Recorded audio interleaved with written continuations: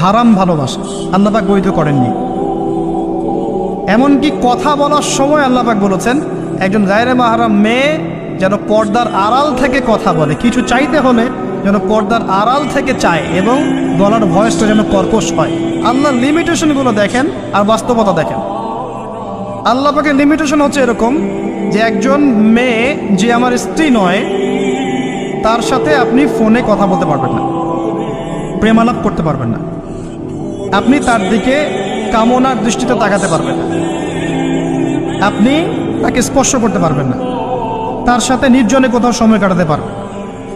আল্লাহর বাইন্ডিংসগুলো দেখেন। একজন নারীর সাথে ফোনে কথা বললেই কিন্তু সেক্সুয়াল সম্পর্ক হয় না, হয়।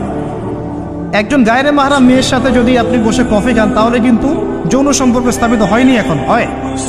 তারপরেও আল্লাহ রাব্বুল আলামিন বলছেন ওয়ালা তাকরাবুজ জিনা, এটার নাম আল্লাহ দিয়েছেন জিনা, আর বলছেন করো না এমনটা নয়, বরং ধার কাছেও যেও না। মানে একটা সীমারেখা দেয়া আছে, একটা মাঠ, এর চারপাশে একটা বাউন্ডারি দেওয়া আছে, বাউন্ডারি পর্যন্ত। আল্লাহ বলছেন মাঠে ঢুকো না এমনটা বলছেন না, আল্লাহ বলছেন মাঠের বাউন্ডারির কাছেও যেও না। আল্লাহ পাক বলেছেন হে আদম সন্তান আমি তোমাকে ভালোবাসি আর এটা আমার হক যে তুমিও আমাকে ভালোবাসবে। এই পৃথিবীতে আমাদের ভালোবাসার কেন্দ্র কে হবেন?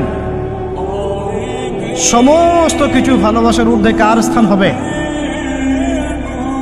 আর আল্লাহ বলেছেন যদি তোমরা আমাকে সত্যিকার অর্থেই ভালোবাসো, কুল ইন কুনতুম তুহিব্বুনাল্লাহ ফাত্তাবিউনি, যদি তোমরা সত্যিকার অর্থে আল্লাহকে ভালোবাসো, আল্লাহর ভালোবাসা পেতে চাও, তাহলে একটা কাজ করো। কি করো? ফাত্তাবিউনি, কার অনুসরণ করো? মুহাম্মদুর রাসূলুল্লাহ সাল্লাল্লাহু আলাইহি ওয়াসাল্লাম। আপনি আর আমি আমাদের জীবনের প্রতিটা কাজ যদি মুহাম্মদ সাল্লাল্লাহু আলাইহি ওয়াসাল্লামের তরিকা মতো করি, আপনি প্রমাণ করে দিবেন হে আল্লাহ আমি তোমাকে ভালোবাসি, এবং আপনিও আল্লাহর ভালোবাসা পাবেন ইনশাআল্লাহ। শুধু তাই নয়, শুধু ভালোবাসাই নয়, ওয়ায়াগফির লাকুম যুনুবাকুম, তোমাদের সমস্ত পাপ মাফ করে দেব ইনশাআল্লাহ। আল্লাহু গফুর রহিম, আল্লাহ পাক হচ্ছেন পরম করুণাময়, অসীম দয়ালু। এখন নবী সাল্লাল্লাহু আলাইহি ওয়াসাল্লামকে অনুসরণ কিভাবে করবেন? ঘুমাবেন কার মতো?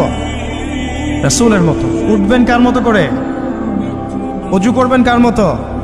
বাথরুমে যাবেন কার মতো? বের হবেন কার মতো? নামাজ পড়বেন কার মতো করে? তিলাওয়াত করবেন কার মতো? জিকির করবেন কার তরিকায়? ব্যবসা করবেন কার তরিকায়?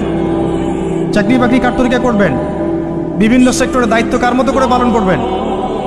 একজনই আপনার উসওয়াতুল হাসানা, লাকাদ কানা লাকুম ফি রাসূলিল্লাহি উসওয়াতুল হাসানা। একজনকে আল্লাহ পাক রোল মডেল করেছেন, একজনকে কি করেছেন?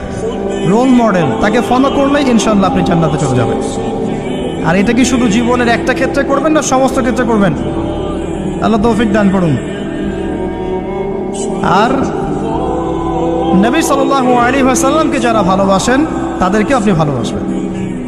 নবী সাল্লাল্লাহু আলাইহি ওয়াসাল্লামকে যারা ভালোবাসেন তাদেরকে আপনি ভালোবাসবেন। যারা নবীকে ভালোবাসে না তাকে কি ভালোবাসবেন?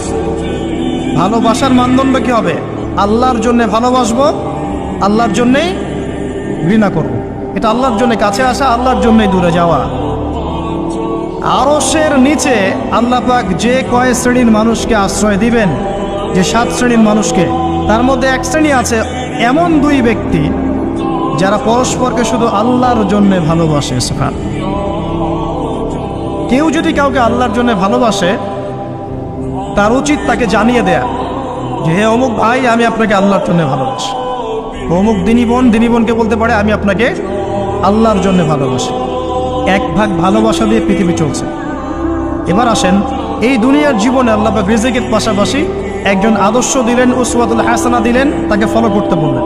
এবং তিনি একমাত্র ব্যক্তি যাকে কবরে দেখানো হবে, প্রশ্ন করা হবে মান হাযা রাজুল বুইসা ফীকুম। মনে রাখবেন তিনি একমাত্র ব্যক্তি যিনি আপনার জন্য, আমার জন্য, কবিরা গুনাহগার ব্যক্তিদের জন্য কিয়ামতের মাঠে সুপারিশ করবেন।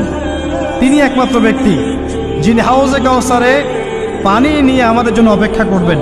তিনি একমাত্র ব্যক্তি যার সুপারিশ আল্লাহ পাক কবুল করবেন ইনশাআল্লাহ আযজা ওয়া জাল। কিয়ামতের মাঠে যখন সবাই ইয়া নাফসি ইয়া নাফসি বলবে, তিনি একমাত্র ব্যক্তি যিনি বলবেন ইয়া উম্মতি ইয়া উম্মতি। অতএব আমরা সবাই যেন বিনা বাক্যবে মুহাম্মদ সাল্লাল্লাহু আলাইহি ওয়াসাল্লামকে আমাদের আদর্শ মেনে নেই এবং তার সুন্নত অনুযায়ী জীবনযাপন করার চেষ্টা করি। আল্লাহুম্মা আমিন। আল্লাহ তৌফিক দান করুন।